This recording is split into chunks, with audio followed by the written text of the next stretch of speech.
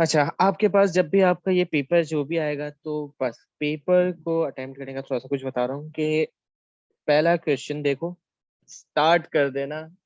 Programming paper 2 की ये सिर्फ कह रहा हूँ, बाकी पेपर्स के लिए नहीं कह रहा। सिर्फ इसलिए क्योंकि अगर आप नीचे चल जाते गए और कोई एक क्वेश्चन में आपको ऐसा लगा कि ये नहीं समझ आता, आपका पूरा का पूरा मोराल वहीं डाउन हो जाएगा, नहीं समझ आएगा कि क्या करना है फिर। तो इसलिए बेस्ट टिप यही रहती है फॉर पेपर 2 कि आप अपना क्वेश्चन देखो, स्टार्ट कर दो। शुरू के 2 क्वेश्चन आपके बहुत इजी होते हैं और वही आपके पूरे के आपको मोटिवेट करेंगे कि आप पूरा पेपर कर सकते हो। ये शुरू के 2 क्वेश्चन आपने अच्छे से उठा लिए ना, आपका पेपर ऑटोमेटिकली अच्छा हो जाएगा। वालेकुम अस्सलाम। तो अब ये आपसे पूछा, programmer applies decomposition to a problem that she has been asked to solve. देखो, डीकंपोजिशन आप लोग माशाल्लाह साइंस के स्टूडेंट्स हो ज्यादातर यहाँ पर। तो डीकंपोजिशन का मतलब क्या होता है? किसी चीज को डीकंपोज कर देना। एंड डीकंपोज, देखो इंसान जब मरता है तो वो भी डिकम्पोज होता है, एक एक करके उसके सारे ऑर्गन्स वगैरह सब खत्म हो जाता है। तो हम अपनी प्रॉब्लम को अगर डिकम्पोज कर रहे हैं, डिकम्पोजिशन टू अ प्रॉब्लम, इसका मतलब क्या कर रहे हैं? We are breaking down our problem, breaking down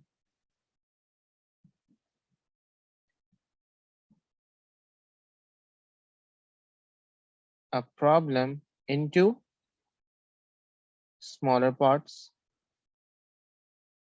या स्मॉलर टास्क कर दो। क्यों? एक बड़ी सी चीज को देखना ज्यादा मुश्किल हो जाता है, बल्कि अगर उसको आप छोड़ दो, छोटा छोटा कर दो, इन स्मॉलर टास्क टू, क्यों कर रहे हो आप? ताकि आसान से। To solve the problem easily.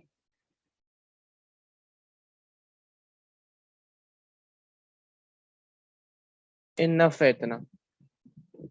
तो आपको आपके कंप्यूटर के पेपर के अंदर काफी जगहों पर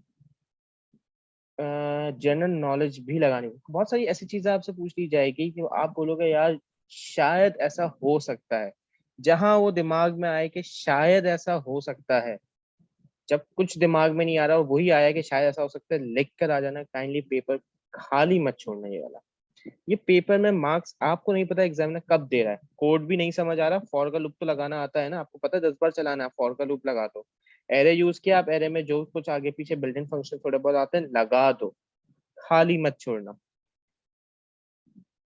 यस बेटा समी। सर डिकम्पोजिशन मतलब एनालिसिस।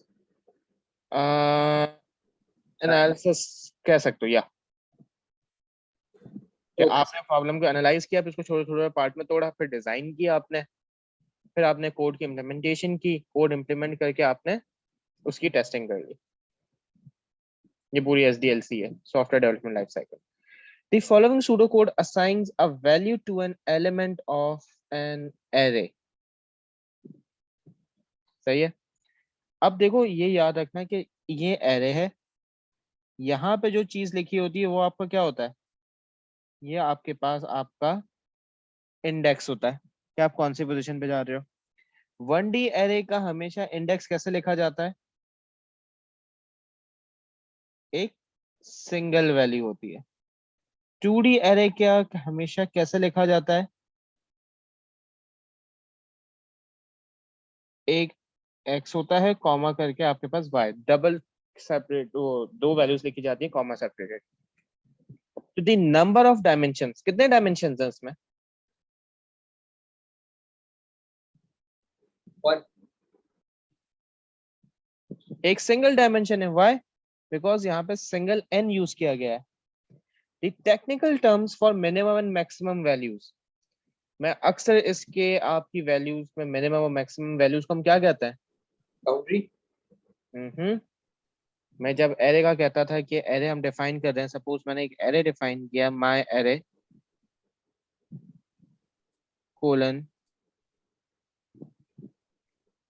एरे 1:20 ऑफ इंटीजर या जो भी है, इंटीजर कंप्लीट में नहीं लिख रहा। तो हम ये बेसिकली मेरा 1 क्या है? Column. Hmm. Row.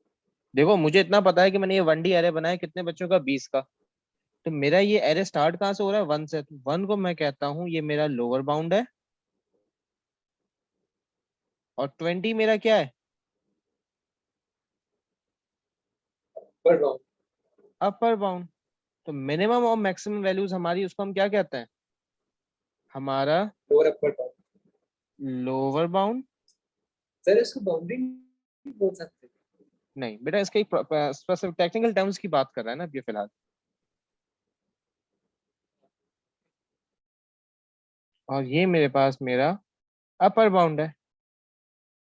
The technical term for the variable n in the pseudo code statement, अभी मैंने बता भी दी, क्या कहता है? इंडेक्स। इंडेक्स।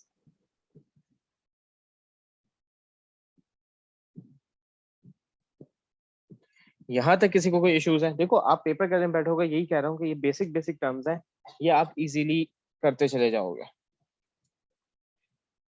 तो आपको बस ये दिमाग में रखना है, आपने शुरू के अगर 20 से 30 मार्क इजीली उठा लिए ना, आपका खुद ही कॉन्फिडेंस बूस्ट हो जाएगा, पेपर बाकी ऑटोमेटिकली अच्छा होता चला जाएगा। यहाँ अगर आपने अपने आप को वो कर दिया ना कि मुझे ये क्या हो रहा है, कुछ समझ नहीं आ रहा, खो जाओगे। Complete a pseudocode expression so that they evaluate to the values shown. मुझे मेरा, अच्छा ये बताओ कि सी आई सही है। अक्सर मैं बात करता हूँ कैपिटल ए की वैल्यू क्या है? 65। कैपिटल बी की वैल्यू क्या है? 66। कैपिटल सी की वैल्यू क्या है? 67। तो मेरे पास ये बेसिकली 65, 66, 67 ये क्या चीज है?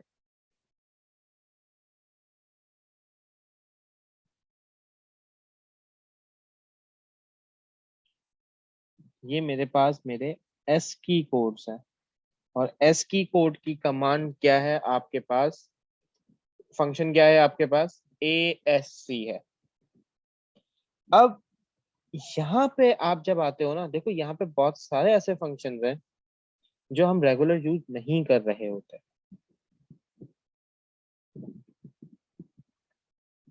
तो आपको ये चीजें देखनी पड़ेगी कहाँ से? आपके साथ एक इंसर्ट आती है। इंसर्ट के लिए मुझे अलग से फाइल खोलनी पड़ेगी। मैं काम करता हूँ, इंसर्ट भी खोल लेता हूँ।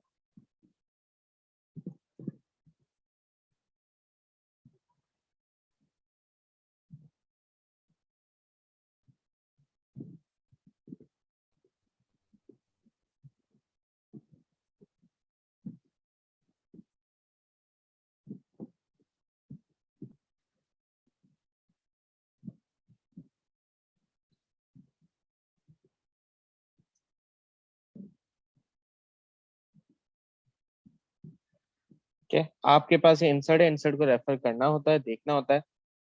इसमें left, right, mid, length, L case, upper case, to upper. ठीक है। अच्छा, नॉर्मली बच्चे पूछते हैं sir what is the difference between L case and to upper. बेटा एल केस के अंदर क्या है, आप 4 भेजते हो तो रिटर्न 4 होता है, जबकि यहाँ पे आप स्ट्रिंग भेजते हो तो पूरी की पूरी स्ट्रिंग को ये अपर केस करके दे देता है। सिमिलरली, सॉरी, यू केस और अपर में फर्क इस तरीके से, एल केस और टू लोअर बात एक ही है, पूरी पूरी स्ट्रिंग को करता है और एक सिंगल कैरेक्टर्स को करता है। देन आपके पास नम टू स्ट्रिंग है कि आप इसमें कोई भी एग्जैक्ट डेटा टाइप भेजोगे वो आपको रिटर्न कर देगा डेटा टाइप 2 में। नहीं, आपने जैसे रियल या इंटीजर भेजा तो वो उसको स्ट्रिंग में कन्वर्ट कर देगा। सिमिलरली आपके पास स्ट्रिंग टू नम भी होता है। अच्छा, स्ट्रिंग टू नम हम कब यूज करते हैं? हम स्ट्रिंग टू नम तब यूज करते हैं जब हमारे पास हमें कोई मैथमेटिकल ऑपरेशन लगाना होता है, ऐसी उसमें जहां पे आपके पास आपका डेटा न्यूमेरिक है लेकिन इन्वर्टेड कॉमास में है। सपोज ये 10 अगर लिखा हुआ है, तो मैं इस 10 को अगर मल्टीप्लाई बाय 2 करना चाहूँ तो मैं नहीं कर सकता। व्हाई?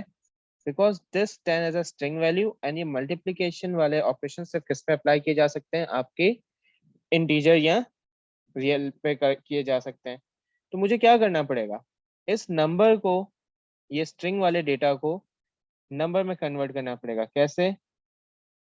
str_to_num जब मैं लिखूंगा और ब्रैकेट में ये इसको पास करवाऊंगा, तो ये ऑटोमेटिकली उसको इन नंबर में, इंटीजर में कन्वर्ट कर देगा और बाद में उसका फंक्शन, जो भी आपको मैथमेटिकल ऑपरेशन लगाने हैं आप अप्लाई कर सकते हो। इस नम का फंक्शन का मतलब क्या है? दिस स्ट्रिंग, आपने इसमें स्ट्रिंग पास करोगे, ये आपको रिटर्न में बूलियन देगा। कब? अगर तो वो आपने स्ट्रिंग दी, अब सपोज मैंने इसको लिख के दिया 10ta, क्या ये एक वैलिड नंबर है? No sir, no. तो ये मुझे रिटर्न क्या करके देगा? False। फॉल्स।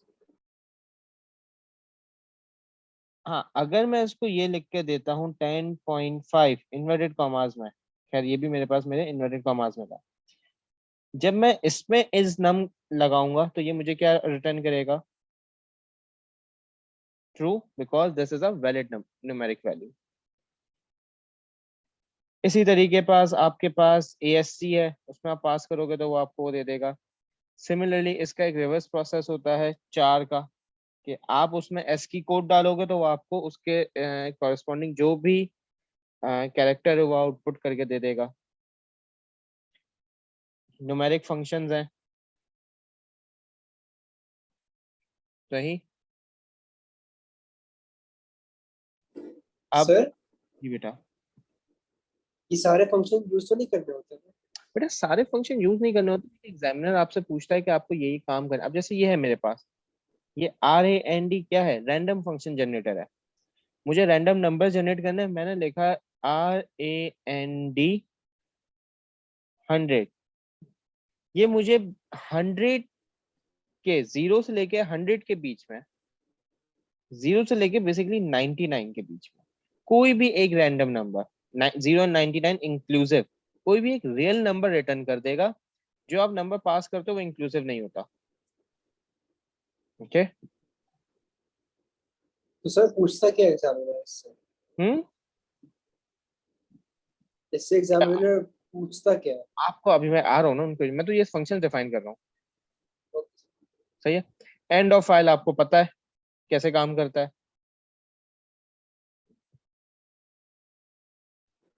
नहीं सर। अच्छा, एग्जामिनर आपसे ये भी खेल सकता है कि आपसे एंड ऑफ फाइल करवा दिया उसने, लेकिन फाइल ओनली अगर रीड मोड पे, तब ये एंड ऑफ फाइल का काम काम करेगा ना, क्योंकि फाइल रीडिंग के वक्त हम एंड ऑफ फाइल, अगर फाइल राइट के मोड में ऑन है तो वो एक एरर जनरेट कर देगा। ये सारे फंक्शंस थे। अब वापस पेपर पे आता है। यहाँ पे तो हमने सिंपली ASC लिखा और काम हो गया। ये क्या कर रहा है? 2 मल्टीप्लाई कर रहा है, लेकिन एक स्ट्रिंग वैल्यू के साथ कर रहा है। क्या मैं स्ट्रिंग के साथ डायरेक्ट 2 मल्टीप्लाई कर सकता हूँ? No sir. मुझे क्या करना पड़ेगा? फंक्शन str टू नम, यही था मेरे ख्याल से फंक्शन का नाम। Yes sir. Yes, str_to num। ये करूंगा तो वो स्ट्रिंग को नंबर में कन्वर्ट करेगा, फिर उसको 2 से मल्टीप्लाई करके हमारा रिजल्ट 54 आ जाएगा। 13 कैसे आ सकता है? ये आपको थोड़ा सा सोचना भी है। मैथ्स। 27 है, 27 को 3 से डिवाइड करूंगा तो 9 हो जाएगा। नहीं अगर 2 से डिवाइड करते हैं, 27 टू सर, 13.5, रियल नंबर है। हमारे तो पास, हमें सिर्फ क्या चाहिए? 13.5 का सिर्फ इंटीजर वैल्यू चाहिए, तो मैंने लगा दिया INT। इसने मुझे सीधा सीधा क्या दे दिया? 27 डिवाइड बाई 2 किया। सर ये ऊपर राउंड ऑफ क्यों नहीं करता? सिर्फ 13 दे देगा वो, बेटा ये सिर्फ 0.8 भी इंटीजर ड्रॉ कर वैल्यू, देगा। ये इंटीजर वैल्यू देता है, ये राउंड ऑफ नहीं Okay. करता। अगर इवन ये 13.999 भी आंसर आ रहा होता तो ये क्या करेगा, सिर्फ और सिर्फ इंटीजर पार्ट उठाएगा, डेसिमल्स को उड़ा देता है। इंटीजर पार्ट उठाता है ये राउंड ऑफ नहीं होता।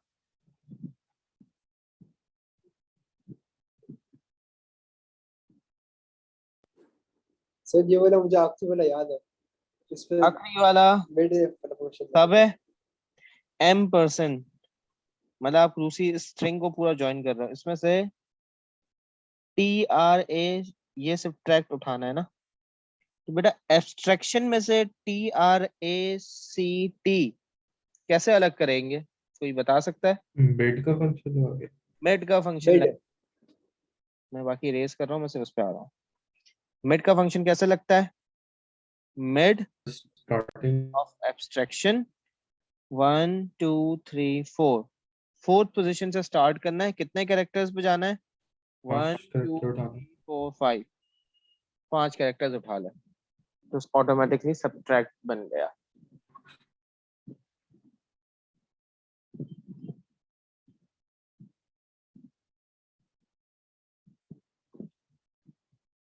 Okay.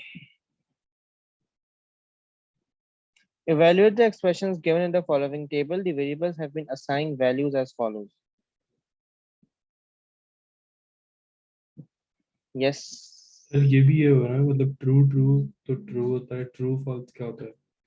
हाँ हाँ, तो अब देखो याद रखना, ट्रू क्या होता है 1, फॉल्स क्या होता है 0। एंड और की कहानी आपको पता होनी चाहिए। कोई लॉजिक गेट को उसने इस तरह खेल किया है इसको। Pressure okay means, pressure okay का मतलब क्या हुआ, ये 1 है। एंड हाई फ्लो का मतलब है ये 0 है। तो 1 एंड 0, 1 एंड का मतलब क्या होता है मल्टीप्लाई, और का मतलब क्या होता है ऐड, ये चीजें याद रख लो। तो 1 मल्टीप्लाई बाय 0 क्या होगा? 0। तो 0 मींस हमारे पास क्या है? फॉल्स। फॉल्स। में TNF लिख रहा हूँ, आप कंप्लीट लिखना प्लीज। पंप ऑन का मतलब 1 है। अच्छा, अब एक चीज का ये शॉर्टकट बता रहा हूँ, और के अंदर अगर एक भी वैल्यू 1 आ गई, हमारा 1 हो जाता है, ट्रू हो जाता है। दूसरा वाला जी चेक करने सर। की जरूरत नहीं, डायरेक्ट ट्रू लिख देना। एंड में दोनों चेक किया करो, और में एक भी 1 है लिख दो।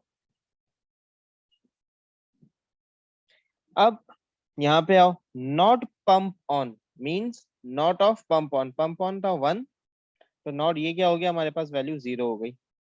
और अब ये वाली लाइन चेक कर लो, इसमें अगर 1 आ गया तो आपका ऑलरेडी आउटपुट 1 होगा, वरना नहीं होगा। प्रेशर ओके 1 है। And multiply by not high flow 0 था, नॉट हाई फ्लो क्या हो गया 1, 1 1 जा 1। और के अंदर अगर एक भी साइड 1 आ गई ट्रू। तो ये ट्रू हो जाएगा।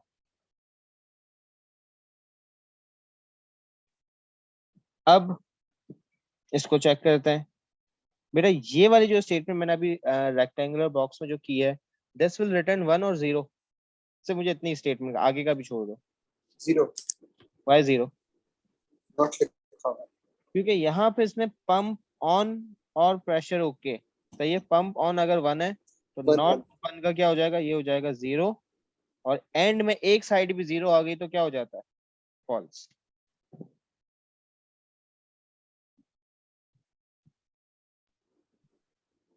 कोई मसले? नो सर, पक्का? Absolutely not.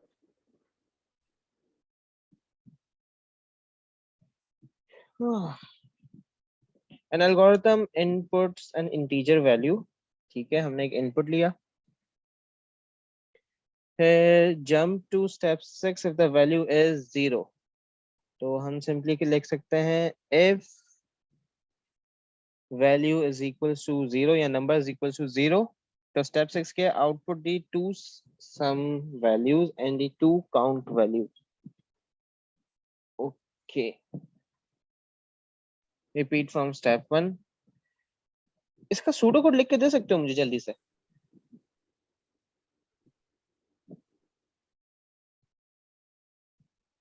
Yes, sir. I am giving you 2 minutes, मुझे इसका जल्दी से सूडो कोड लिख के दो।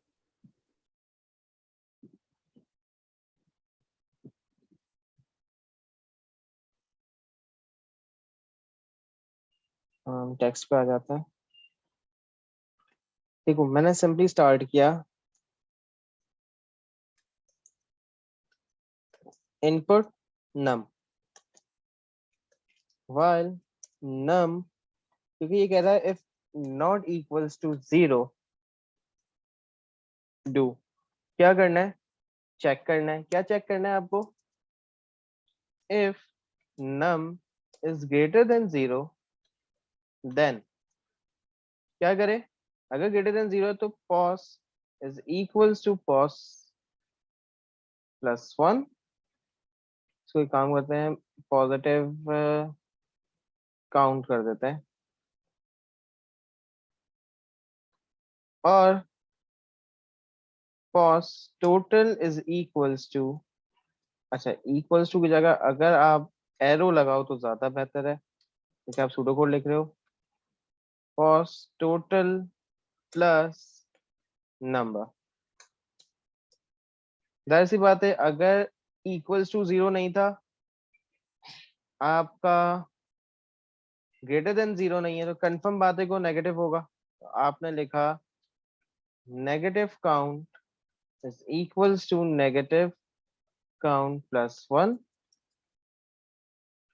Negative total is equals to negative total plus नम।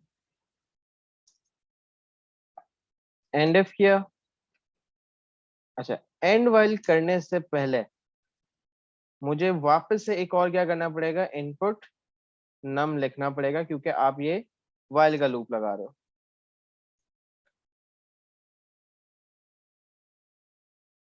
लेकिन अगर आपने रिपीट का लूप लगाया है देन फाइन, कोई मसला नहीं है। आउटपुट क्या करना है, आउटपुट, अब आप आउटपुट में कुछ भी कर लो, पॉजिटिव काउंट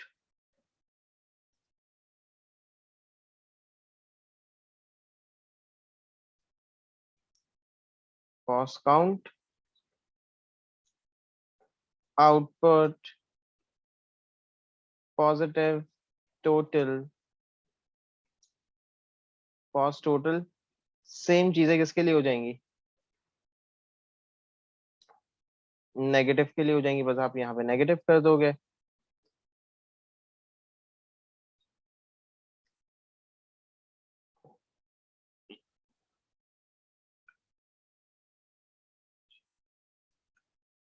हाँ, इसके अलावा साथ ही साथ आपको एक चीज ये करनी है, क्योंकि आप ये कर रहे हो, तो आपने कहा कि pos count is equals to 0, pos total is equals to 0, negative count is equals to 0 and negative total is equals to 0। वो सारे वेरिएबल जिनमें आपने इनपुट नहीं लिया और उसमें कोई ना कोई वर्किंग करवाई है आपने, तो कोशिश क्या करोगे, उसको इनिशियलाइज कर दो। ये मेरा कोड है। अब इसी कोड को हमें क्या करना है, सिंपली फ्लो चार्ट में कन्वर्ट करना है। फ्लो चार्ट में कन्वर्ट करना, अगर आपने सूडो कोड लिख लिया है तो फ्लो चार्ट में कन्वर्ट करना मुश्किल नहीं होनी चाहिए आपको। तो हम कैसे कन्वर्ट कर सकते हैं, मैं इसका एक डेमो बता देता हूँ।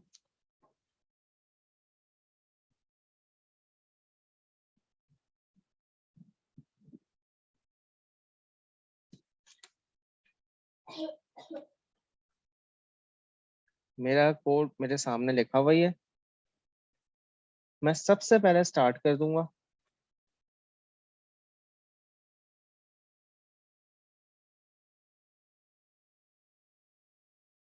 मैंने स्टार्ट किया, सही।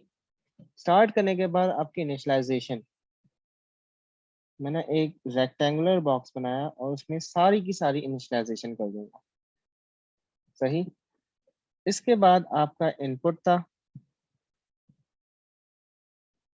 तो मैंने सीधा सीधा क्या कर दिया, आपका इनपुट ले लिया। इनपुट के बाद, अच्छा इनपुट आपका किस में होता है? हमेशा पैरेललोग्राम में होता है, और आपकी प्रोसेसिंग हमेशा उसमें होती है। अब वाइल है तो हम वाइल को हमेशा इग्नोर करते हैं, वाइल की जगह हम क्या लगा देंगे? इज लगा देंगे। तो मैं इज लगा के सिंपली सीधा सीधा क्या लिख सकता हूँ कि is num is not equals to 0। Equals to लिखो या नॉट इक्वल्स टू लिखो, बात एक ही है। यहाँ पे मैं अपने कोड के हिसाब से चल रहा हूँ, तो मैं कोड के हिसाब से लेके जा रहा हूँ, वरना मैं इक्वल्स टू 0 भी लिख सकता हूँ। हमेशा इसमें आपके पास दो रास्ते निकलते हैं, एक यस का निकलता है, एक नो का निकलता है। अगर तो मेरा नम नॉट इक्वल्स टू 0 है,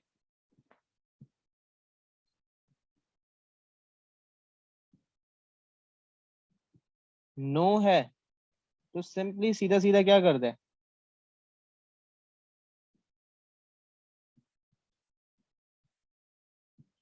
आउटपुट कर दे। क्या चीज आउटपुट कर दे? जो हमने टोटल पूरा आउटपुट लिखा है, ये सीधा सीधा इस वाले बॉक्स में आ जाएगा। 4 बॉक्स बना दो, 2 बॉक्सेस में एक साथ कर लो, इट्स अप टू यू, और जाके मेरा प्रोग्राम एंड हो जाएगा। रह जाती है बाकी ये वाली कहानी। तो आप, अगर तो मेरा not equals to 0 means yes है, तो मुझे काम करना है। क्या काम करना है? अगेन चेक करना है। क्या चेक करना है? Is num is greater than 0। अगर तो यस है,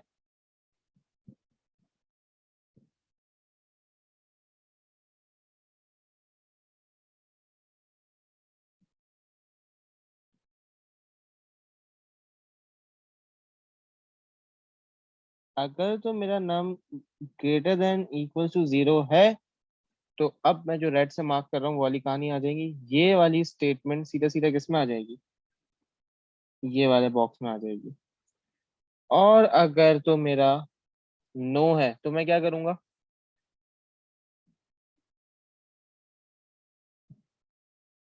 हम्म,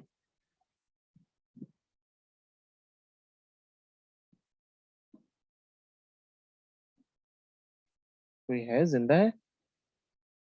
जी सर। अगर तो यस है तो ये काम करूंगा, नो है तो मैं ये ब्लू वाला बॉक्स नेगेटिव। सिंपली सीधा नेगेटिव सीधा की यहाँ सारी बना दूंगा। इक्वेशन। ये सीधा सीधा वापस कहाँ चले जाएगा?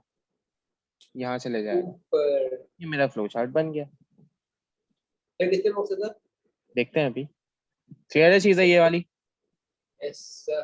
तो आप कोशिश, मेरी एडवाइस यही है कि if you are going for this, हम क्या कहते हैं, फ्लो चार्ट जब भी बनाने का आपसे कहे, पहले सूडो कोड लिख लो। सूडो कोड आप ड्राई रन करके चेक कर सकते हो ज्यादा इजीली। सूडो कोड की प्रैक्टिस आपकी ज्यादा है, तो आई वुड रिकमेंड कि आप सूडो कोड की तरफ जाओ एज कम्पेयर टू आपका फ्लो चार्ट। और सूडो कोड से फ्लो चार्ट आप इजीली कर सकते हो। तो ये आपके पास 5 मार्क का क्वेश्चन था। बस हम्म, सर ये बहुत कम मार्क्स हैं। नहीं बेटा, बहुत ज्यादा है मेरे हिसाब से। क्वेश्चन कुछ भी नहीं था, समझाने में ज्यादा टाइम लगा है, करने बैठोगे क्वेश्चन टाइम नहीं बहुत लगेगा। कम कितनी देर लगी थी बहुत। करने? A मुझे software बहुत कम लगा। a software company is working on a project to develop a website for a school.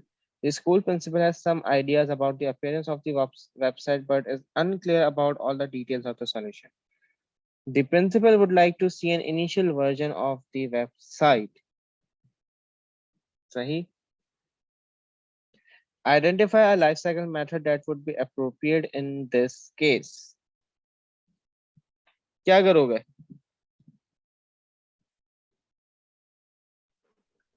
Design नहीं मिस्टेक। हमारे पास लाइफ साइकिल के अंदर जो एक अप्रोप्रिएट आपको शो करना होता है, वो आपका कह सकते हैं, हमारे पास आइटरेटिव मॉडल यूज किया जाता है।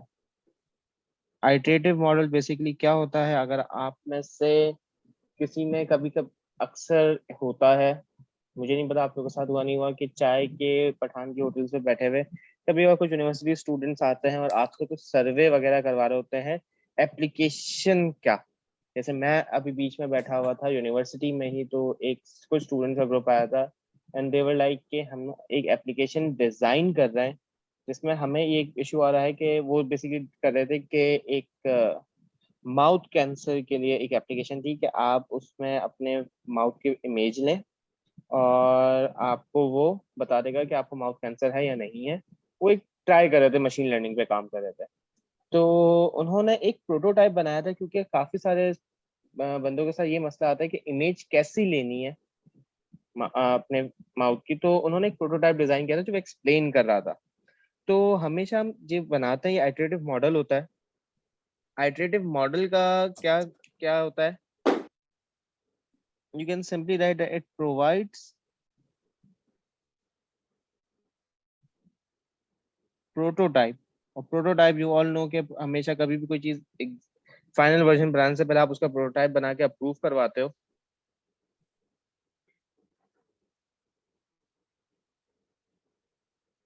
Provides, you can simply write provides prototype to the principal.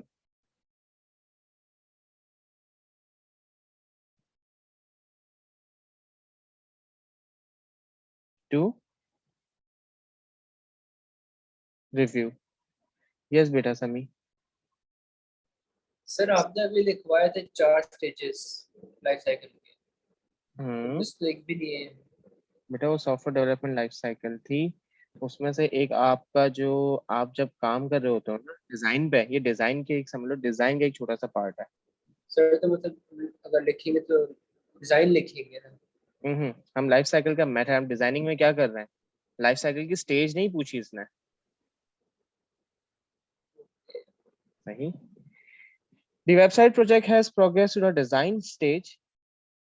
State 3 activities that will take place during that design stage of the program development life cycle. ये इसने आगे और पहुंचा के अब ये पूछ रहा है कि हम क्या करें। तो डिजाइन स्टेज में मैंने अभी स्टार्टिंग में बताया था कि हम क्या क्या काम करते हैं।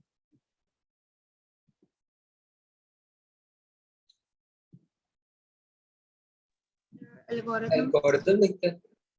डिजाइन में हम बेसिकली मैंने बताया था कि हम फ्लो चार्ट वगैरह एक प्रॉपर बना देते हैं। तो you can write algorithm, basically वही फ्लो चार्ट हो गया। अब फ्लो चार्ट लिखो या एल्गोरिथम लिखो।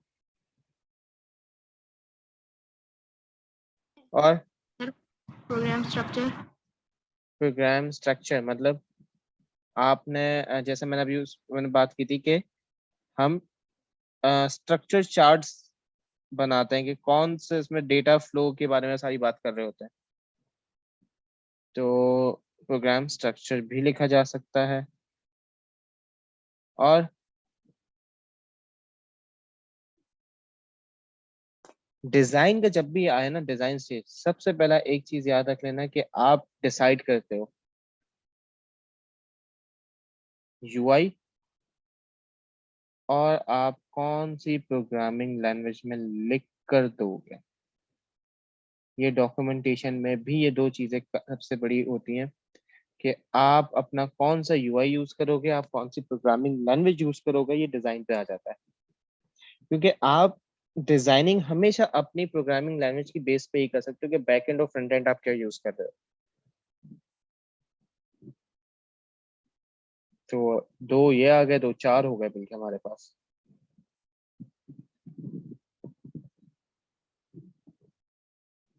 अगर किसी को देखना है तो देख ले।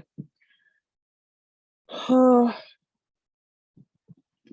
ये दो क्वेश्चंस आपने अगर सही से उठा लिए ना अपने, तो आप तक ऑटोमेटिकली बाकी चीजों का बाकी प्रोग्राम पर हो जाएगा। क्योंकि टोटल 6 तो क्वेश्चंस हैं। A programmer is writing a program to help manage clubs in a school. Data will be stored about each student in the school and each student may join up to 3 clubs. The data will be held in a record structure of type student. आपकी ADT record data type कौन सी है, नाम क्या है, student है। The programmer has started to define the fields that will be needed as shown in the following table. 1 2 3 4 5 लिख सकते हो एब्स्ट्रैक्ट डेटा टाइप की। सर अगर टाइप स्टूडेंट फिर नीचे स्पेस देंगे, स्टूडेंट आईडी कोलन वगैरह आपने कहा टाइप क्या है आपकी स्टूडेंट और एन टाइप लिख दिया। सर ये क्यों? हाँ मैं बता रहा हूँ, मतलब अब बीच में बाकी सब चीजें आ जाएंगी। क्या आएगा बीच में? आपकी स्टूडेंट आईडी, तो आपने कहा डिक्लेयर स्टूडेंट आईडी कोलन, क्या आएगा? CF1234 है तो स्ट्रिंग हो जाएगा। स्ट्रिंग।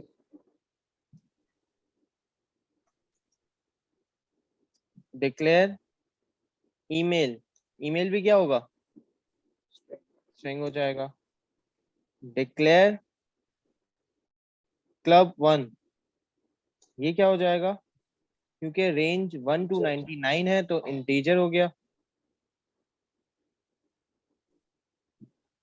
सर इसमें रेंज डालनी क्या? नहीं रेंज बेटा, देखो अब तुम A2 और AS को कंफ्यूज कर रहे हो।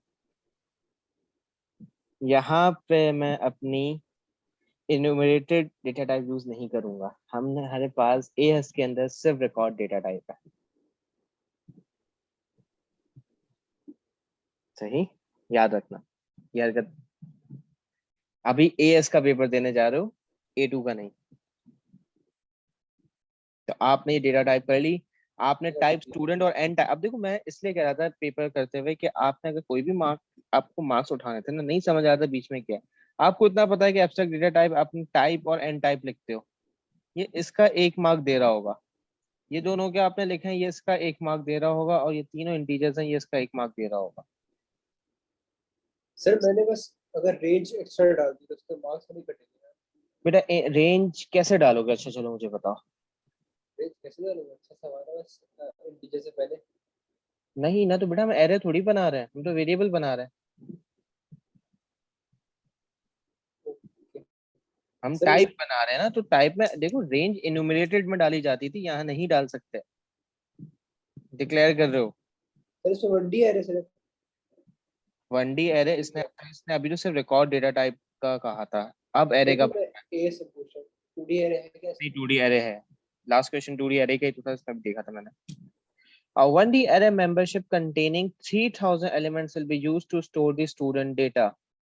तो आपके पास write the pseudocode to declare the membership array. You will simply write declare membership, क्या है? array है 1 till 3000 of data type, क्या आएगी? स्ट्रिंग। सर ऊपर करे। मार खाओगे स्ट्रिंग। पहले ऊपर, हाँ उसे सर ऊपर ऊपर करे। नहीं देखा। चलो मैं कर देता हूँ, बताओ कितना ऊपर जाओ। टीचर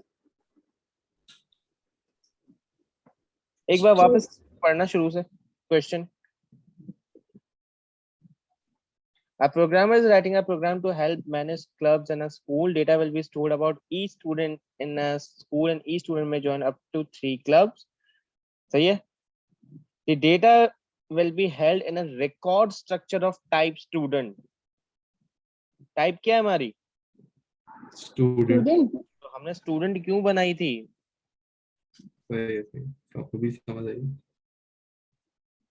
क्या? अभी समझ आई है। तो of student आपने काम करना है. Some of the elements of the array will be unused. Give an appropriate way of indicating an unused array element. क्या करोगे?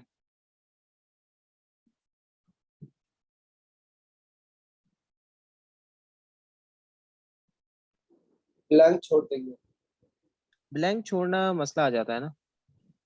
सर क्या कह रहे हैं, क्या लिखें? सोचो,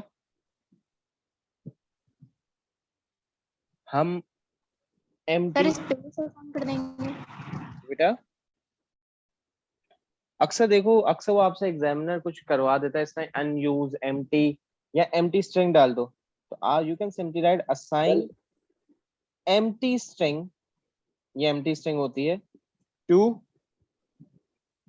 नेम, और नेम के साथ साथ क्या नहीं, स्टूडेंट आईडी एंड ईमेल। मैं इंटीजर के अंदर एम्प्टी स्ट्रिंग नहीं डाल सकता। तो मैंने एक ये आगे डाल दिया। Some students are members of less than 3 clubs.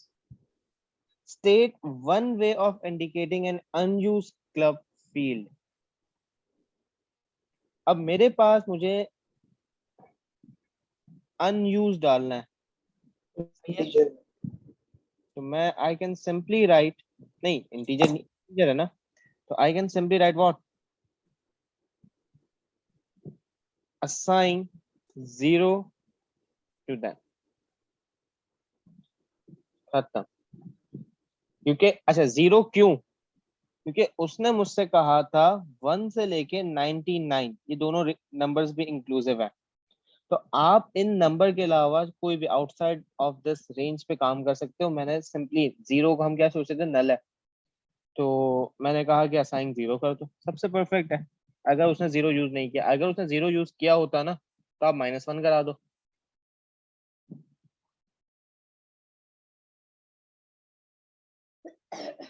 Clear है?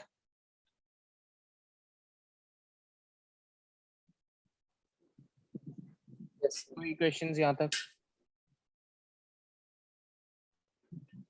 खत्म हो गया।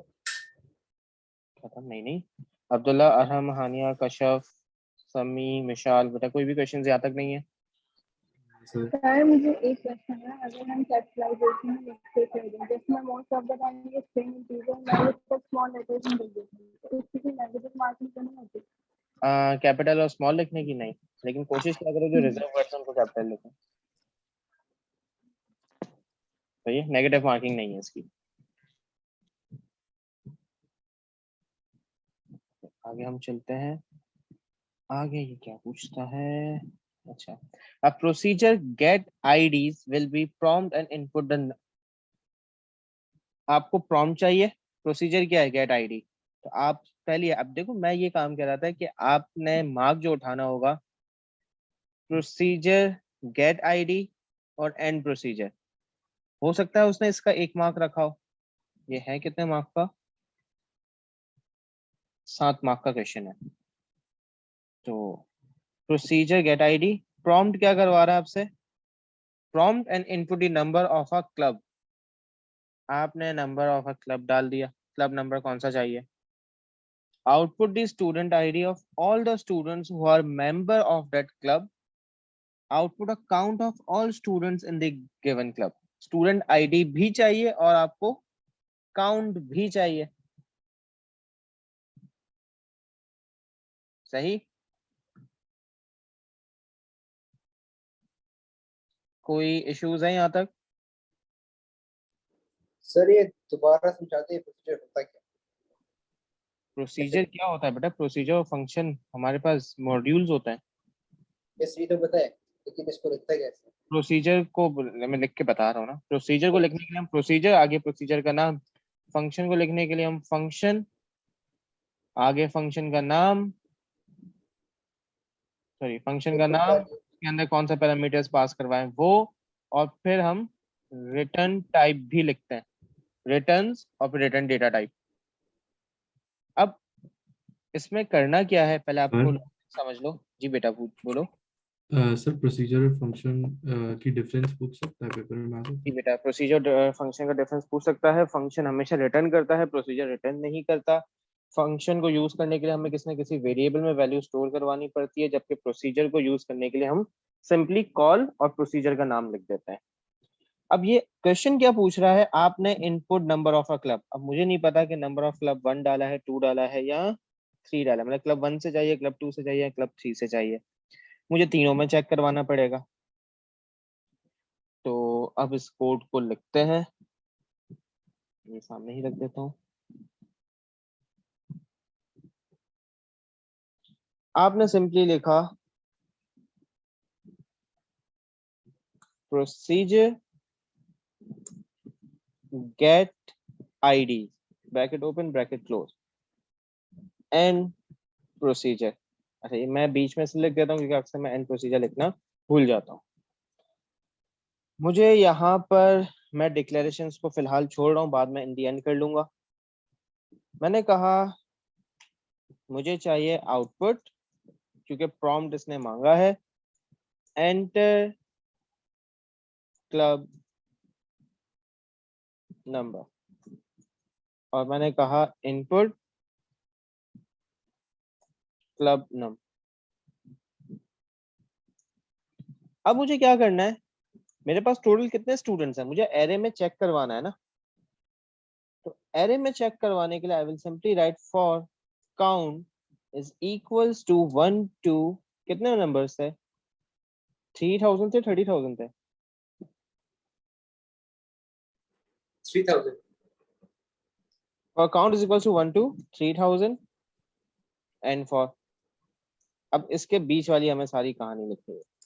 क्या करना है, आपको चेक करवाना है, लीनियर सर्च करवा रहा है ये एब्स्ट्रैक्ट डेटा टाइप के अंदर, रिकॉर्ड डेटा टाइप के अंदर। आपने सिंपली लिखा इफ, ये क्या हो गया,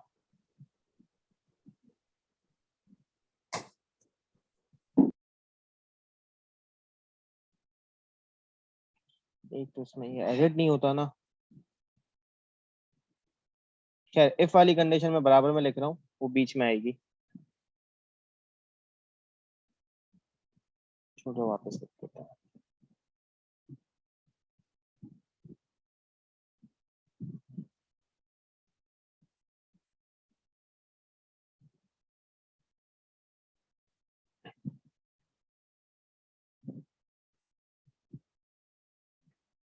प्रोसीजर गेट आईडीज था,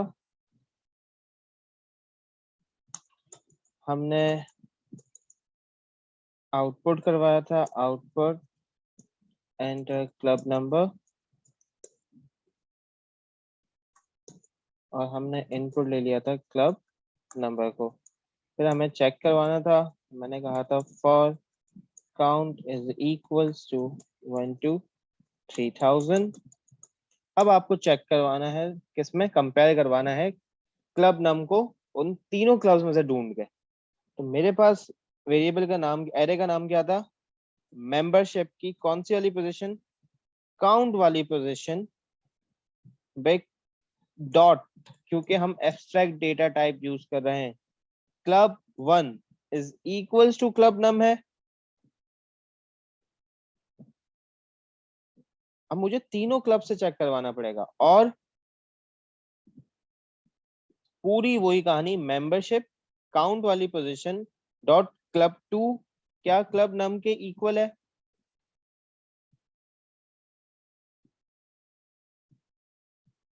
और क्या मेरी ये पूरी वाली कहानी club 3 is equal to club num है। ये मैंने तीनों से इसको चेक करवाऊंगा, क्यों, क्योंकि मैंने जो क्लब नंबर एंटर किया है, मुझे क्या पता हो किस वाले इसके लिए था। मेरे पास अगर सपोज वो 88 था, तो क्लब 1 में भी हो सकता है, क्लब 2 में भी हो सकता है, क्लब 3 में भी हो सकता है। तो अगर ये ऐसी कहानी है, देन क्या करें, क्या करना था हमें, पूरी रो आउटपुट करनी, पूरी रॉ आउटपुट नहीं करनी थी, हमें उसकी स्टूडेंट आईडी आउटपुट करनी थी। आउटपुट मेंबरशिप कौन सी वाली, काउंट वाली पोजीशन की क्या चीज, स्टूडेंट आईडी आउटपुट कर दे। लेकिन आउटपुट के साथ साथ मुझे एक और चीज करनी थी, टोटल भी चाहिए। बेटा एन केस और अलग लगाया तो जा सकता है, बट मेरी एक ये हमेशा शुरू से मैं ओ लेवल्स वालों को भी ये कहता हूँ, एएस ए टू सबको कहता हूँ, केस की जगह इफ यूज किया करो, वो ज्यादा बेटर रहता है, कंफ्यूजन कम रहती है। साथ ही साथ मुझे काउंटिंग भी करनी थी, तो मैं कर देता हूँ इसको क्लब सर काउंट। काउंटिंग किस चीज की? उसने कहा था ना टोटल कितने मेंबर्स हैं, वो भी मुझे बता। 10 ये मेरी इफ की कहानी खत्म हुई, मैंने एंड इफ किया, फॉर खत्म हुआ, एंड फॉर किया। अब मुझे बाकी चीजें आउटपुट करानी है, तो मैं आउटपुट क्या करवा सकता हूँ, output total members, the total students are, comma हमारा क्या है, club count, comma in the club. हाँ, एंड प्रोसीजर जरूर लिख देना। अब हमने जो जो वेरिएबल्स यूज किए, हमने क्लब काउंट यूज किया है, काउंट और क्लब नम, इनको डिक्लेयर जरूर कर देना। डिक्लेयर क्लब नंबर, कॉमा मेरा count, sorry club count, comma मेरा काउंट, ये सब के सब क्या है, इंटीजर है। This is the code you have to right.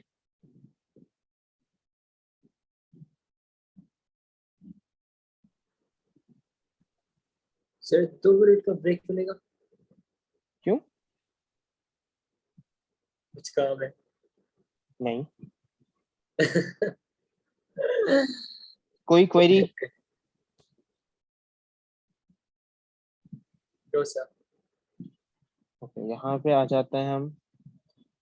ये आपसे क्या पूछ रहा है, a line number containing a variable being incremented। 23, 19, 21। बहुत सारी लाइंस है, इंक्रीमेंटेड बाय 1, ये भी हो रही है, ये भी हो रही है, ये भी हो रही है, सही। Yes, sir. आप कोई भी लाइन लिख सकते हो। उसके बाद the type of loop structure कहाँ है, While do and while, while do and while. While do and while कौन सी टाइप है, Precondition. प्री कंडीशनल लूप है। तो you can simply write pre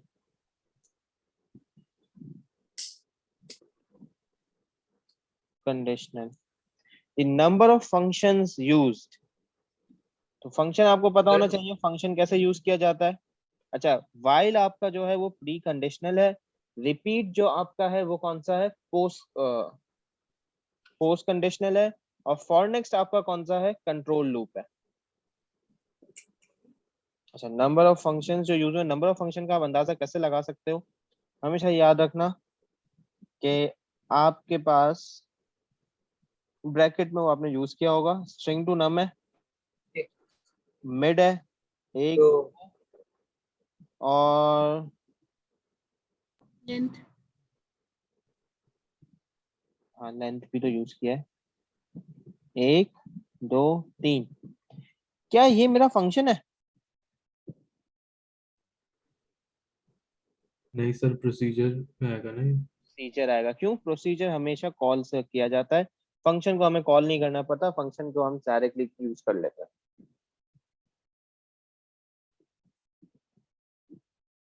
the name of procedure other than check कौन सा है? अभी मैंने नाम ले लिया, नाम नहीं लिया, सॉरी बता दिया था। ये आपका रिजल्ट क्या है, this is your procedure sir उसके रिजल्ट। ऊपर एक और आपने मिस कर दिया, कहाँ नंबर ऑफ पैरामीटर्स नीचे सवाल। मिस किया? अच्छा, number of parameters pass to str to num, कितने पैरामीटर पास किए जाते हैं स्ट्रिंग टू num पे? तो एक इधर आओ, कितने पैरामीटर पास एक करवाए जा रहे हैं? एक एक ही करवाया जाता है, चाहे बीच में उसने जो कहानी लिखी है आपको उससे फर्क नहीं पड़ना, आपको बस उस फंक्शन का देखना है। तो कितने?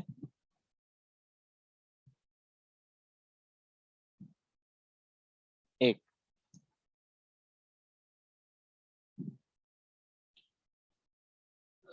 The pseudocode includes several features that make it easier to read and understand। हानिया, इसमें से एक वो है जो अभी आपने मुझसे पूछा था,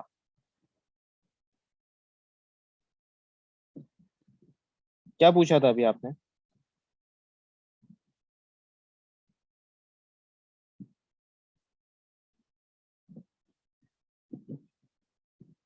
कैपिटलाइजेशन ऑफ कीवर्ड्स।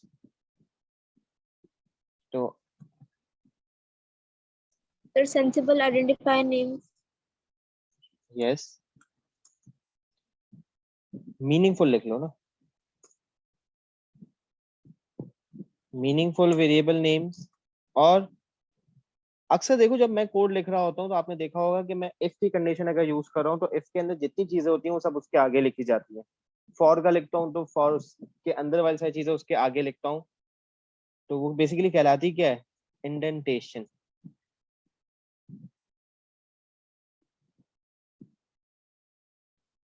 देखो ये कोड जो मैंने लिखा था ये क्या था, आप देख लो प्रोसीजर एंड प्रोसीजर एक लाइन में, उस प्रोसीजर के अंदर जितनी चीजें उन सबको मैंने एक आगे लिखा है। फिर फॉर के लूप में जितनी कहानी है, फॉर के बीच में जितनी चीजें वो सारी की सारी कहाँ है, ये फॉर का लूप स्टार्ट हो रहा है नजर आ रहा है, या फॉर एंड हो रहा है, क्यों, उसके बीच वाली चीजें यहाँ पे थी। इफ के अंदर सारी चीजें क्या है, इफ के अंदर ये सारी चीजें हैं, ये इंडेंटेशंस है। बाकी इनपुट आउटपुट के बाद मैंने एक क्या लाइन छोड़ दी, ये लाइन क्या कहलाती है, ये आपकी ब्लैंक स्पेस कहलाती है। तो ब्लैंक स्पेस इंडेंटेशन ये बेसिकली आप कह सकते हो कि ये एक ही चीज है।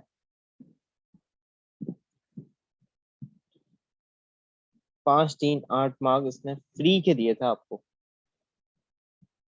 The loop structure used in pseudocode is not the most appropriate. State a more appropriate loop structure and justify your choice. अच्छा क्वेश्चन में इसने ये हमसे मांगा क्या था, टोटल कितने नंबर्स हैं हमारे पास, हाँ, index is less than equal to length of string. अगर आपके पास नंबर ऑफ आपको आइट्रेशन नोन हो तो आप हमेशा क्या यूज करते हो, for count.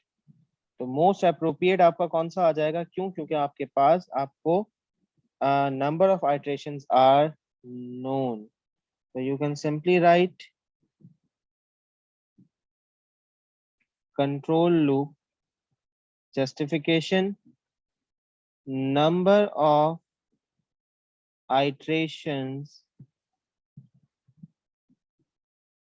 are known, control loop भी चलेगा। The appropriate loop structure is now used. 2 lines of pseudocodes are changed and 2 lines are removed. Write the line numbers of the 2 lines that are removed. कौन कौन सी line remove हो जाएगी फिर, 17 24 23 15 23 and 15, why बेटा, sir क्योंकि for का loop इस्तेमाल कर रहे हैं तो खुद ही इंक्रीमेंट हो जाएगा। तो exactly. जब मैं फॉर का लूप फॉर काउंट लिखता हूँ 1 2 10, तो इसमें 2 फायदे आते हैं। क्या, पहला फायदा कि अब मुझे इनिशियलाइज कराने की अलग से लाइन की जरूरत नहीं है। इनिशियलाइज इसने कहाँ करवाया था, इसने काउंट की जगह सॉरी इंडेक्स यूज किया, तो मैं इंडेक्स का कीवर्ड रखता हूँ समझाने के लिए, तो मुझे ये लाइन की जरूरत नहीं है। दूसरी, 2 10 तक जाना है तो यहाँ पे ऑटो इंक्रीमेंट होता है, तो ऑटो इंक्रीमेंट देख लो 23 लाइन, तो ये 2 लाइनें आपकी क्या हो जाएंगी, हट जाएंगी, बाकी पूरा वाइल की जगह। अच्छा 2 लाइनें चेंज होंगी, कौन कौन सी लाइन चेंज होगी, ये वाली लाइन चेंज होगी और ये लाइन चेंज होगी। यहाँ पे आपका आ जाएगा for index is equals to length of in string, और एंड वाली की जगह यहाँ पे क्या आ जाएगा, यहाँ तो नेक्स्ट लिख लो, लेकिन नेक्स्ट से बेटर क्या है हमारे पास, एंड फॉर लिख लो। तो चेंज का भी अगर चेंज पूछ ले तो चेंज ये होगा, रिमूव का पूछा तो उसने रिमूव, आपके पास ये चीजें होंगी।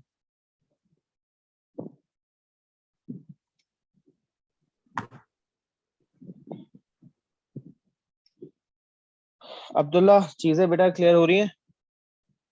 जी sir. A company has several departments. Each department stores the name, email address, and the status of each employee in that department in its own text file. All text files have the same format. Employee details are stored as 3 separate data strings on 3 consecutive lines of the file. ये जो कहानियां कहता है ना, अब देखो इसने कहानियां ही लंबी लंबी लिख के देता है। मेरे जो क्वेश्चन है उसमें मैं सीधा सीधा आपको बता देता था, तो आप लोग के लिए ज्यादा इजी रहता था। इसकी अंग्रेजी आप लोगों को थोड़ी मुश्किल लगती है, लेकिन ये अंग्रेजी पढ़ना ही मेन है। करना क्या है, पहली लाइन, दूसरी लाइन, तीसरी लाइन, हर 3 लाइन में आपका एक एम्प्लॉय की डिटेल है। पहली लाइन में नेम है, फिर ईमेल एड्रेस है, फिर स्टेटस है, फिर चौथी लाइन में वापस सेकंड एम्प्लॉय का नेम, फिर ईमेल एड्रेस, फिर एम्प्लॉय स्टेटस, कंसेक्यूटिवली चलता चला जाएगा। A procedure make new file will take 3 parameters as string: an existing file name, new file name, or search status. Create a new file using the new file name. Write all employee details to the new file where the employee status is not equal to the search status value. ये अगर आप लोग को याद हो तो हमने ऐसा क्वेश्चन क्लास में एक बार किया था, याद है किसी को? मेरे ख्याल से 2 फाइलिंग कॉन्सेप्ट का जो गूगल क्लासरूम पे मेरी वीडियो पड़ी हुई है वो एग्जैक्टली सेम इसी क्वेश्चन पे है। मैं तो लास्ट ईयर बनाई थी वो। जी बेटा ये 2 फाइलिंग वाला है। Count the number of sets of employees details that were in the original file. Count the number of set of employees details that were written to the new file. Produce a summary output. क्या करोगे? Sir एक बार थोड़ा सा repeat करते। थोड़ा सा repeat कर दूं? क्या रिपीट कर दूं? शॉर्ट रिकैप सवाल का। सवाल का? बेटा आपके पास एक फाइल है, उसमें डेटा इस तरह राइट करवाना है या हुआ है, सही है? ये आपसे कह रहा है कि एक फाइल ऑलरेडी एग्जिस्ट करती है, आपने एक प्रोसीजर बनाना है मेक न्यू फाइल का, पुरानी फाइल में से डेटा रीड करना है। अब वो जो ये प्रोसीजर है वो 3 चीजें इनपुट ले रहा है। एक प्रोसीजर भी, अच्छा प्रोसीजर्स में भी पैरामीटर्स पास होते हैं, जरूरी नहीं सिर्फ फंक्शन में हमेशा। बस प्रोसीजर रिटर्न नहीं करता, फंक्शन में हमें हेडर में रिटर्न करना पड़ता है। तो आपने कहा कि ये तीनों का आपने लिखा, एक आपने लिखा ओल्ड फाइल लिख लिया या एग्जिस्टिंग फाइल, आपने एक लिख लिया न्यू फाइल, और एक आपने स्टेटस डाल दिया। ये तीनों को आपने क्या करना है, स्ट्रिंग करना है। अब सिर्फ इसमें फर्क ये है कि हमेशा हम करते थे एक एक लाइन वाला काम, यहाँ पे 3 लाइंस है, तो आप इन तीनों लाइंस को ले लो, new line 1, new line 2, new line 3। Sir एक सवाल है बेटा सर, अगर हम दूसरी फाइल में ही लिखवाएंगे तो हम कॉन्केटिनेट करवा के लिखवा सकते हैं? क्योंकि मैंने ऐसा किया था, लेकिन मार्किंग स्कीम में इसने अलग-अलग ही स्टोर करवाया था। अलग अलग करवाना है ना, एक साथ नहीं करवाना। इसने कहा है कि हर file, all text file have same format. तो कॉन्केटिनेट क्यों किया बेटा?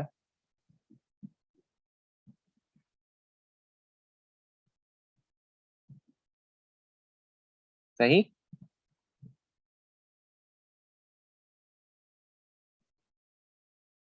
क्लियर है बेटा ये वाली बात?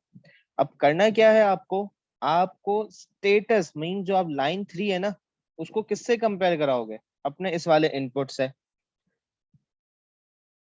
अगर तो ये दोनों मैच नहीं करते तो आप नई फाइल में जाके लिखवा दोगे, अगर तो ये मैच कर जाते हैं तो आप फाइल में नहीं लिखवाओगे।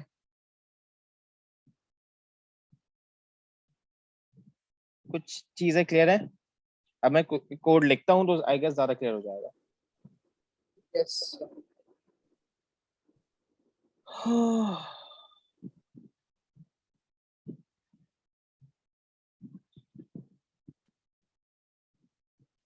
मेरा प्रोसीजर मेक न्यू फाइल था ना, इसमें 3 पैरामीटर्स लेके जाने हैं।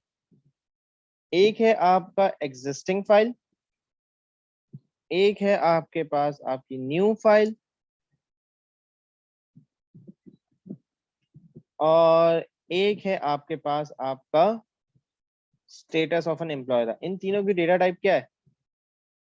स्ट्रिंग। ये मेरा प्रोसीजर का वो बन गया हेडर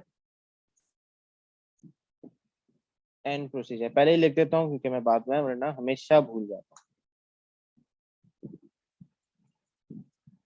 करना क्या है जी बेटा पूछो। सर जो पहले कभी आपने प्रोसीजर लिखे हैं उसमें पैरामीटर क्यों नहीं पास किए जाते हैं?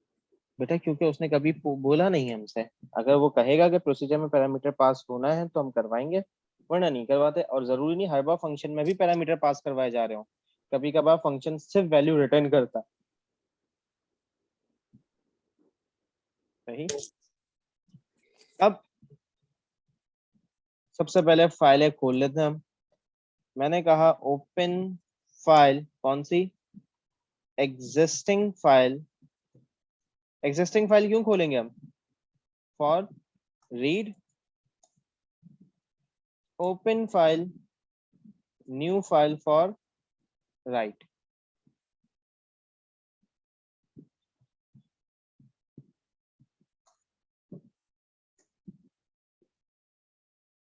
अब हम लगाते हैं सिंपली रिपीट का फंक्शन। क्या किया हमने? हमें 3 दफा पहली फाइल को रीड करना है। रीड फाइल कौन सी वाली फाइल?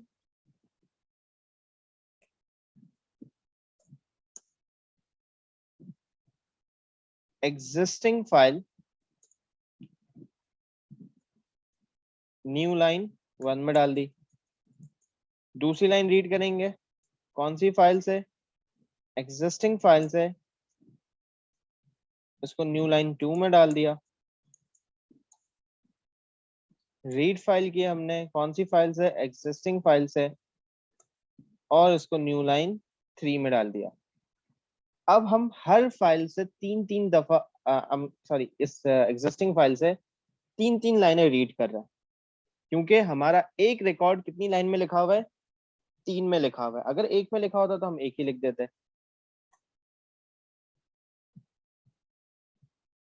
अब आपको करना क्या है? चल जी बेटा पूछो। सर ये न्यू लाइन कहाँ आपने डिक्लेयर किया? बेटा अभी मैंने डिक्लेरेशंस नहीं की। मेरी एक आदत है, मैं हमेशा डिक्लेरेशंस की जगह छोड़ देता हूँ, एंड में हमेशा डिक्लेरेशन करता हूँ, क्योंकि मुझे नहीं पता कि मैं कितने वेरिएबल्स डिक्लेयर करूंगा। सही। अब क्योंकि मुझे चेक करवाना है, अच्छा ये पहली लाइन क्या है उठा के ला रही है? पहली लाइन वैसे क्या उठा रही थी हमारी? एम्प्लॉय नेम देन एड्रेस और स्टेटस। ये एम्प्लॉय नेम उठा रही है, ये एम्प्लॉय ईमेल उठा रही है, और ये एम्प्लॉय स्टेटस उठा रही है। इसने हमसे कहा है कि हमें उनको लिखना है is not equal to search status value. अगर उसके इक्वल नहीं है, हमें वो वाला सारे वो डेटा हमें न्यू में लिखना है। साथ ही साथ ओरिजिनल फाइल की भी काउंटिंग करनी है, उसकी भी काउंटिंग करनी है। ठीक है, तो हमने कहा ये सिर्फ इसलिए लिखा है मैंने ये कमेंट जो डबल स्लैश डाल के, ये आप लोग को लिखने की कोई जरूरत नहीं है। बेटा वाइल वाला लूप लगा लो। मैं कोशिश हमेशा ये करता हूँ कि मैं रिपीट का लूप लगाऊं, तो इट्स अप टू यू, आप रिपीट लगाओ या वाइल लगाओ, ये आपकी अपनी मर्जी है। मैंने सिंपली इसको काउंट कर लिया।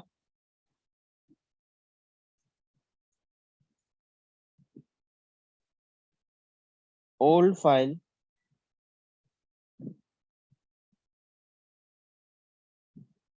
records is equals to old file records plus 1। ये बेसिकली मैंने क्या किया है?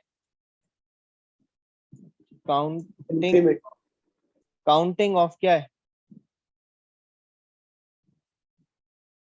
ओल्ड फाइल मेंबर्स है कि ओल्ड फाइल में कितने हैं। अब मुझे न्यू फाइल में लिखवाना है, तो न्यू फाइल में सिंपली लिखूंगा if status is not equals to what? New line 3। क्यों है ऐसा?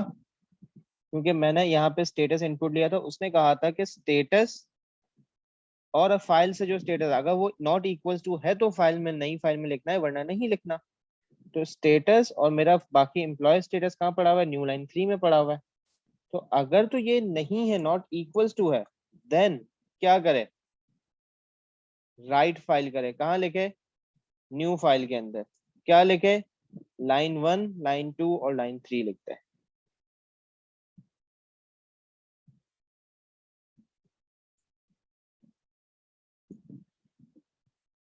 यहां तक बेटा किसी को कोई मसले, और काउंटिंग भी कर ले।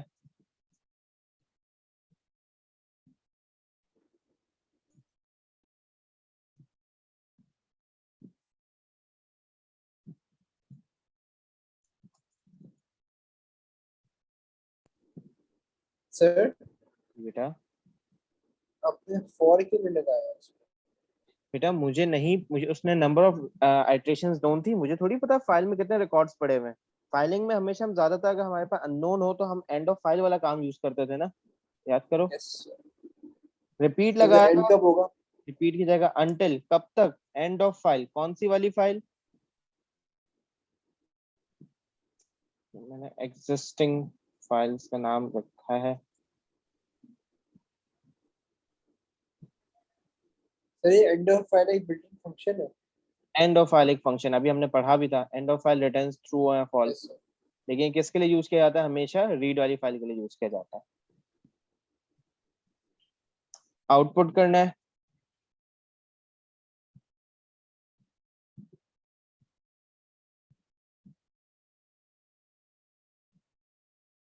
existing file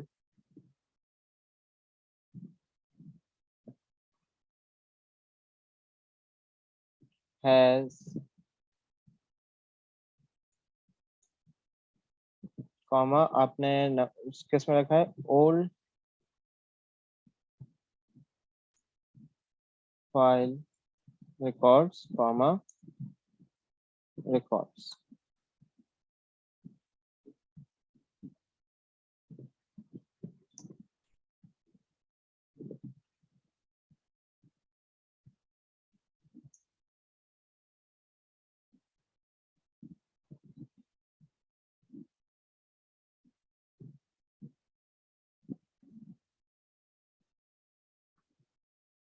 सही, बस फाइल्स को बंद करना मत भूलना। क्लोज फाइल, कौन सी वाली, अच्छा इन्वर्टेड कॉमास नहीं लगाएंगे क्योंकि हम पैरामीटर्स पास कर रहे थे, फाइल का नाम खुद ही आ जाएगा। एग्जिस्टिंग फाइल, क्लोज कर दो, कौन सी, आपके पास आपकी न्यू फाइल। डिक्लेरेशंस रहती है, डिक्लेरेशंस कौन कौन से वेरिएबल्स की आ जाएगी, इन 3 वेरिएबल्स की, एक ये वेरिएबल है और एक ये वेरिएबल है। बेटा इन 5 वेरिएबल्स की होगी, इन 2 की आप डेटा टाइप इंटीजर रख दोगे, इसकी आप डेटा टाइप स्ट्रिंग रख दोगे, ठीक है। फाइल्स हमेशा स्ट्रिंग में उठाया जाता है।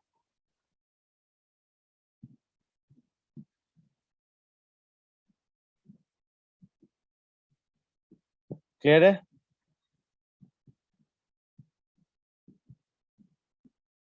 Yes sir. ये भी 7 मार्क का क्वेश्चन था। This our text files can be used and alternative format could be used for storing the data, describe the alternative format. बेटा फॉर्मेट, अब मिशाल आप अपना वाला फॉर्मेट चूज कर सकती हो, कौन सा, कॉनकैटिनेट वाला। तो कॉनकैटिनेट की जगह आप बेसिकली, कॉनकैटिनेशन करती क्या है, स्टोर ऑल 3 items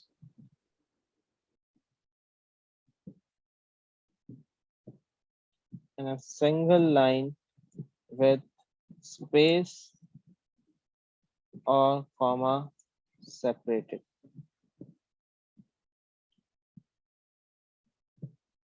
होगा क्या,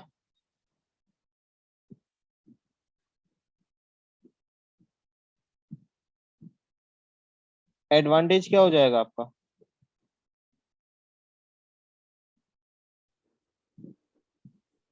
अभी मैंने फिलहाल क्या किया, देखो लाइन 1, लाइन 2, लाइन 3, 3 बार फाइल से रीड भी करना पड़ा और फाइल में मेरे पास मुझे डेटा राइट भी कराना पड़ा 3 बार। तो अगर मैं एक ही लाइन में लिखूंगा तो होगा क्या, नंबर ऑफ जो ऑपरेशंस है ऑन फाइल वो कम परफॉर्म किए जाएंगे, लेस नंबर ऑफ ऑपरेशंस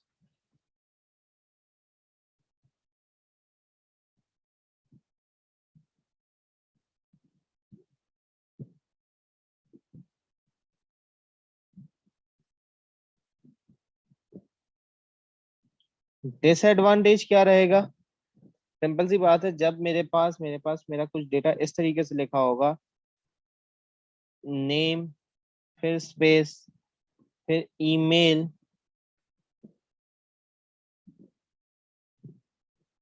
फिर स्पेस और फिर status.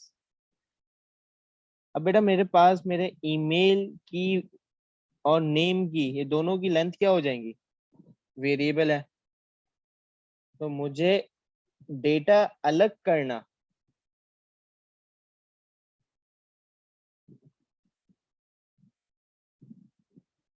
Extracting data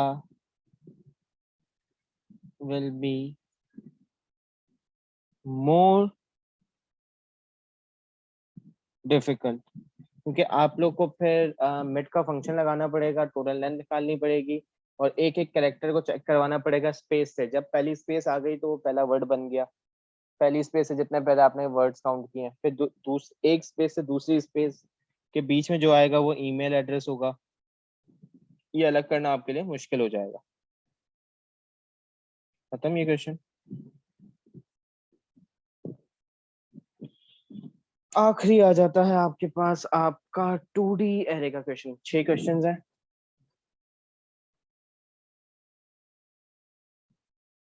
A mobile phone has a touch screen. The screen is represented by a grid divided into 800 rows and 1280 columns.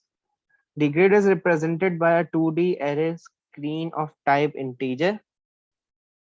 An array element will be set to 0 unless the user touches that part of the screen. Many array elements will set to 1 by a single touch of a finger or stylus. The following diagram shows a simplified touch screen. The darker line represents a touch on the screen. All grid elements that are wholly or partially inside the outline will be set to 1. These elements are shaded. The element shaded in black represents the center point of the touch. A program is needed to find the coordinates of the center point. The center point on the diagram shown is row 6, column 11. The user may only touch one area at a time. Screen rotation does not affect the touch screen. The programmer has decided to use the global values center row and center column as coordinate values for the center point. अच्छा ठीक है भाई. The programmer has started to define the program modules as follows. First row set, last row set, first column set, last column set. मांग क्या रही है? Write efficient pseudocode for the module first row set. First row set क्या कह रहा है? Searches for the row that has an array element set to 1. Return the index of that row. 1 is the first row. सही है. Array हमारे पास start किससे हो रही है? 1 से हो रही है. Returns -1 if there are no elements set to 1. करना क्या है?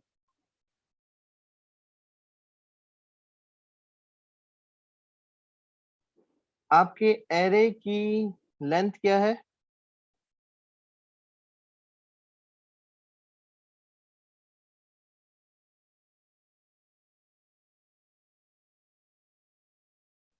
800. 800 रोज है एंड 1280 कॉलम्स है, ठीक है। आपको सिंपली चेक करनी है एक एक करके रॉस के बारे में।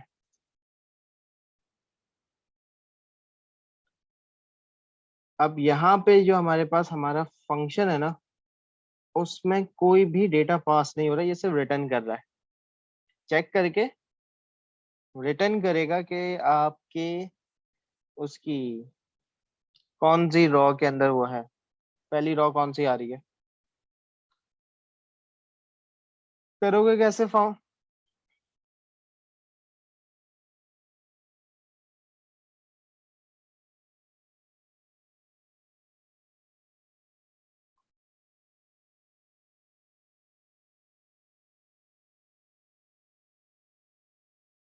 कैसे करोगे?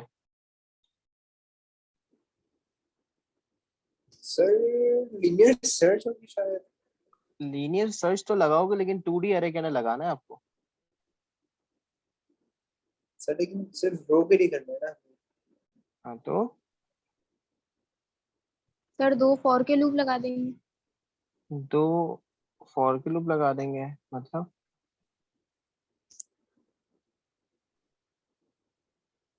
अच्छा 2 फॉर के लूप लगा देंगे। बेटा 2 फॉर के लूप लगा तो दोगे, वो आपका प्रोग्राम जो इसने मांगा है ना, वो एफिशिएंट कोड मांगा है। फॉर के लूप लगाने से आपका कोड एफिशिएंट नहीं रहता, क्यों? रीजन बता सकती हो? क्योंकि अगर मिल भी जाए तो वो चलेगा। मिल भी गया तो भी रोकेगा, क्योंकि हमें कब रोकना है, हमें पहली रॉ जैसे ही मिल गई हमें रिटर्न कर देना है डेटा।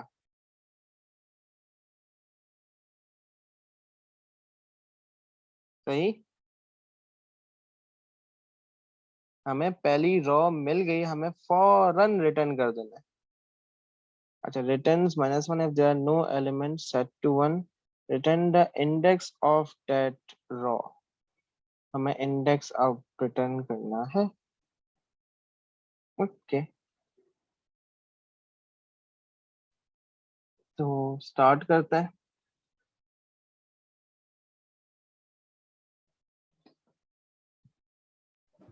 कोड के बहुत। जी बेटा पूछो। सर 2D एरे में कैसे लगती है? किससे रो का करना है ना, तो 1D बन जाएगा। नहीं तो बेटा आप उसको देखो, 2D एरे में याद रखना कि आप उसको कैसे बताओगे, आप चेक कैसे करोगे। अब मैं चेक करने का चलो तरीका बताता हूँ। अब ये वाले जो क्वेश्चंस है ना, ये आपका टाइम खाने वाला है। आपको सोचना है इसमें, कैसे सोचोगे। आपके पास ये वाला जो ब्लॉक होगा, आपने 1,1 होगा, ये जो होगा ये कैसे होगा, ये 2,1 होगा, ये 3,1 होगा, सो ऑन चलता चला जाएगा। सर हमें सिर्फ रो से मतलब है। बेटा हमें रॉ से मतलब है, बेटा किसी भी रॉ के अंदर आपका 1 आ गया, आपको वो करना है। तो आप पहले पूरी एक रॉ को चेक करोगे, पूरी एक रॉ को चेक कैसे करोगे,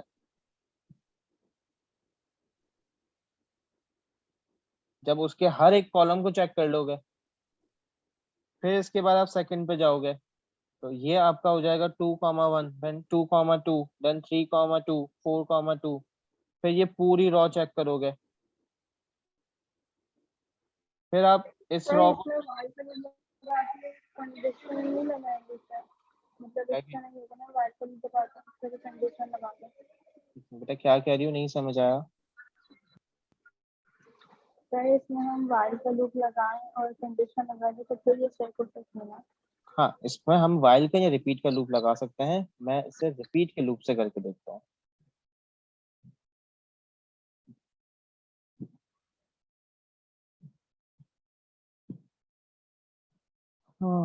फंक्शन का नाम क्या था?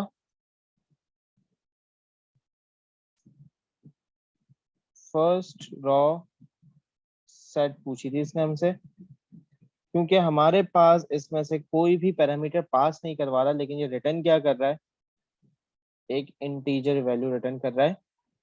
या तो ये रॉ नंबर रिटर्न करेगा, या ये मुझे -1 देगा अगर कोई भी पूरे इसमें मतलब स्क्रीन पे कोई टच ही नहीं हुआ। हमारे पास इनिशियली हमारे रॉ की वैल्यू क्या होगी? 1 1 होगी। मैंने रिपीट किया। अब रिपीट करने के बाद देखो जाहिर सी बात है, जब भी मैं पहली रो के हर कॉलम को चेक करूंगा,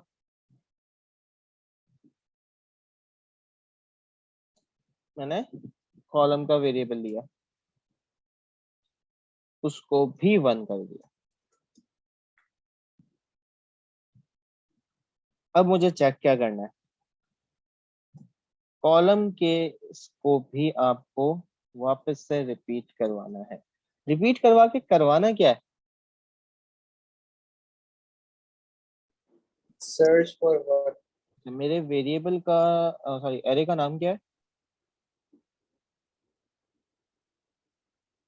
स्क्रीन है। ठीक है, इसने यहाँ पे सिंपली सीधा सीधा कहा है कि स्क्रीन की डेटा टाइप का इंटीजर है और वो 2D एरे है। मैं सिंपली लिख सकता हूँ इफ स्क्रीन की कौन सी पोजीशन, रॉ कॉमा कॉलम, अगर तो वो इक्वल टू 1 है तो सीधा सीधा क्या करते हैं, एक वेरिएबल ले लो इस फाउंड, या फाउंड सीधा सीधा रख दो उसको, जो हमारे पास लीनियर सर्च होती है उसको सीधा सीधा ट्रू कर दो। अलग से भी तो आ सकता है बेटा, कॉलम अलग से कैसे आ सकता है मुझे बताओ, मैं नहीं समझा आपकी बात।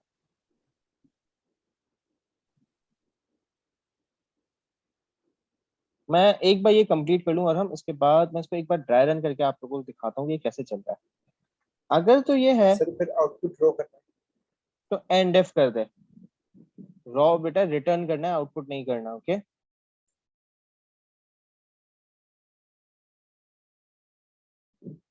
और आपकी कॉलम की वैल्यू को क्या कर दे, इक्वल्स टू कॉलम प्लस 1 कर दे, अनटिल कब तक करे, found is equals to true. जब तक या तो मेरा फाउंड ट्रू हो जाए, या फिर देखो जरूरी नहीं हर बार फाउंड ट्रू हो, लीनियर सर्च याद करो, या फिर मेरे कॉलम की वैल्यू क्या हो जाए, ग्रेटर देन, कॉलम कितने थे हमारे, 1280 1280 हो जाए। ग्रेटर देन आएगा, इक्वल्स टू नहीं आएगा, क्योंकि अगर आप इक्वल्स टू लगा दोगे तो वो लास्ट वाले कॉलम को चेक नहीं करेगा। सिमिलरली मेरी रॉ की वैल्यू में भी +1 कर दो। कब तक करोगे ये काम, अनटिल कब तक, 600 या तो ट्रू मेरा फाउंड ट्रू हो जाए तो बाहर निकल जाओ, या फिर मेरे रॉ की वैल्यू ग्रेटर देन 800 था, 600 नहीं थी। 600 पता नहीं। लिख दिया बस, इतना सा तो कोड था इसका। सर अगर वर्टिकली चेक करवा लें बेटा मैं जैसे कि तो बेटा वर्टिकली चेक करवाने में मसला पता है क्या, आप वर्टिकली कब चेक करवाओगे, जब आपको कॉलम पहला कॉलम देना होगा। सर बात तो एक ही होगी। नहीं सर मार्क्स कटेंगे अगर मैंने ऐसा कर लिया तो। बेटा कौन, देखो ना अब बात मुझे बताओ, मुझे रॉ चेक कर, रॉ बतानी थी पहली रॉ, तो मैं पहली रॉ के ये सारे बता दूंगा। अब मसला क्या है, अगर आपने पहले वर्टिकली चेक कर रही हैं तो वर्टिकली के हिसाब से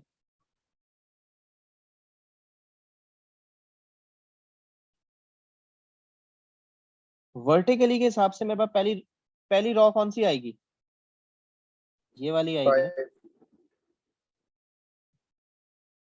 गलत हो जाएगा ना, क्योंकि मेरी रॉ आनी कौन सी चाहिए, पहली रॉ ये है जिसमें टच किया गया है। कॉलम के हिसाब से देखा जाएगा तो ये मेरा पहला आना चाहिए। कॉलम को मैं हॉरिजॉन्टली चेक नहीं करवा सकता। फर्क सिर्फ और सिर्फ कितना आएगा,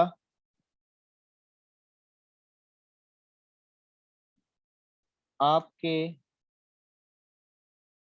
ये जो मैंने रॉ और कॉलम लिखा है ना, इनको बस इंटर स्विच कर देना, यहाँ कॉलम आ जाएगा, यहाँ रॉ आ जाएगा, यहाँ पे रॉ आ जाएगा। सिर्फ कॉलम और रॉ की वैल्यू स्विच कर दो, ये प्रोग्राम पूरा का पूरा वर्टिकली काम करने लग जाएगा। अब रिटर्न करना है। देखो इन दी एंड हमेशा हमारी जो रॉ मिली होगी ना, वो उसमें से हमेशा +1 होके आएगी। तो मुझे क्या करना है, रिटर्न में जो भी करूंगा वो रॉ -1 कर दे।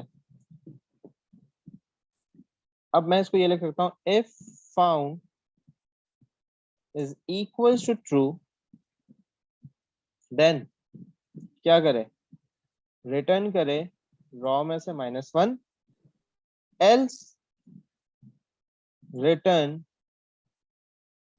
क्या करना था, -1 रिटर्न करना था ना।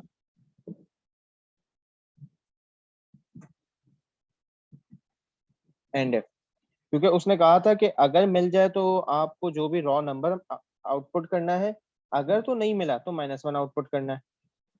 फंक्शन लिखा था, एंड फंक्शन लिख दो। डिक्लेरेशंस मेरी रह गई है, मैं डिक्लेरेशन भी कर देता हूँ। डिक्लेयर रॉ कॉलम मेरा इंटीजर है, डिक्लेयर फाउंड मेरा बूलियन है। बेटा बस एंड है, आखिरी क्वेश्चन है, मैं एंड कर रहा हूँ। बस मुझे कुछ कॉन्सेप्ट्स तुम लोग को देने थे। आई गेस माशाल्लाह तुम लोग, अब मुझे भी एक फील उम्मीद है काफी हद तक बच्चों की कि तुम लोग प्रिपेयर्ड हो। तो अरे कितने मार्क का था? फाउंड वाला आंसर क्वेश्चन काट दे। जी बेटा, ये जो इफ फाउंड ये स्टूडेंट के बाद आपने किया है। नहीं समझ आई बेटा, आपकी आवाज क्लियर नहीं आ रही।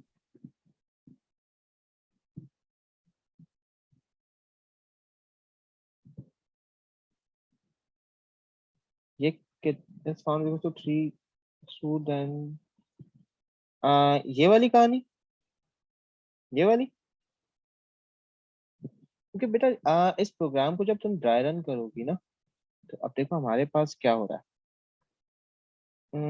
इनिशियली मेरे रॉ की वैल्यू क्या हो गई, 1 हो गई। मेरे पास, मैं अपना एक बना लेता हूँ,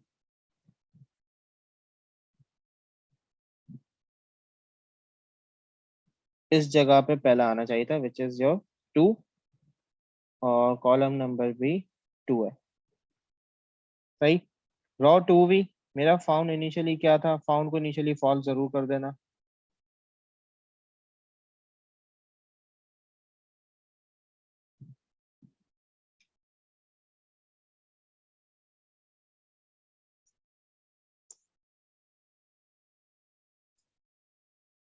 फाउंड मैंने फॉल्स कर दिया, रॉ 1 है। स्टार्ट किया, रिपीट पे आया, मेरी कॉलम की वैल्यू क्या हो गई, 1 हो गई। मेरे पास टोटल यहाँ पे 5 कॉलम्स है, मैं सिर्फ 5 पे खेल रहा हूँ ताकि समझाने में आसानी रहे। इफ स्क्रीन, रॉ की वैल्यू क्या है 1, कॉलम की वैल्यू क्या है 1, उनको रेड से मार्क कर रहा हूँ। क्या ये इक्वल्स टू 1 है, नहीं है। मैं एंड इफ पे आया, कॉलम की वैल्यू क्या कर दी मैंने, 2 कर दी।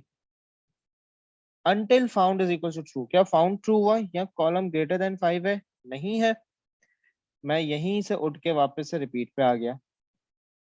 अब मैं क्या चेक करूंगा, 1,2 मींस मैं इसको चेक करूंगा, क्या ये इक्वल्स टू 1 है, नहीं है। मैंने कॉलम की वैल्यू कर दी 3, चेक किया, क्या फाउंड ट्रू हुआ, नहीं। कॉलम ग्रेटर देन 5 है, नो। वापस से मैं उठ के रिपीट पे आ गया। अब मैं चेक करूंगा इस वाली जगह को, 1,3, क्या वो इक्वल्स टू 1 है, नहीं है, क्योंकि 1 कौन सी होगी, ये वाला ब्लॉक होगा जो ब्लू से मार्क हुआ है। अगर तो नहीं है तो कॉलम की वैल्यू मैंने कर दी 4, अगेन चेक किया, क्या फाउंड ट्रू हुआ या कॉलम 5 हुआ, नहीं। घूम के मैं वापस आया, अब मैं ये 1,4 चेक की, क्या 1 के इक्वलेंट है, नहीं है, तो मैंने 5 कर दी। मतलब +1 किया, अब चेक किया क्या फाउंड ट्रू हुआ या कॉलम ग्रेटर देन 5 है, नहीं है, वापस ऊपर आ गए।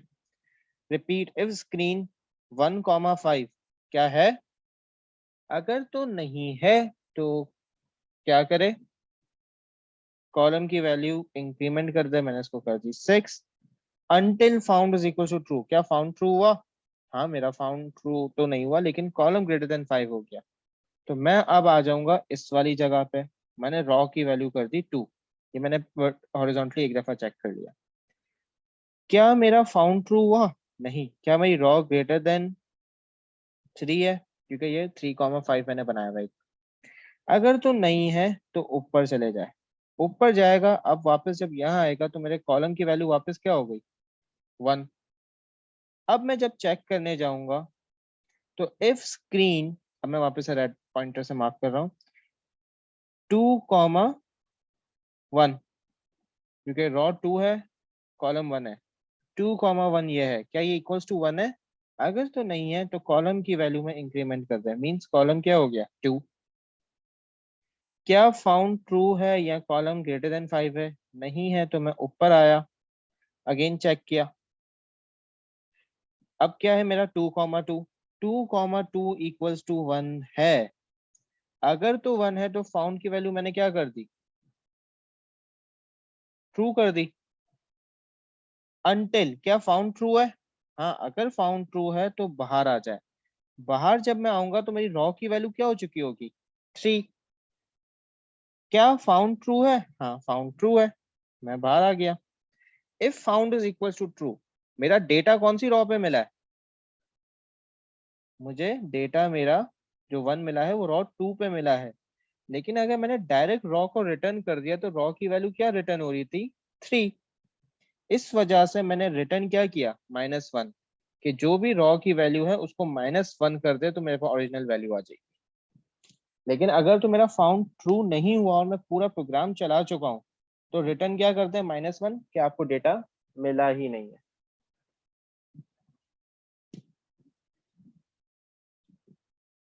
क्लियर है? Yes sir.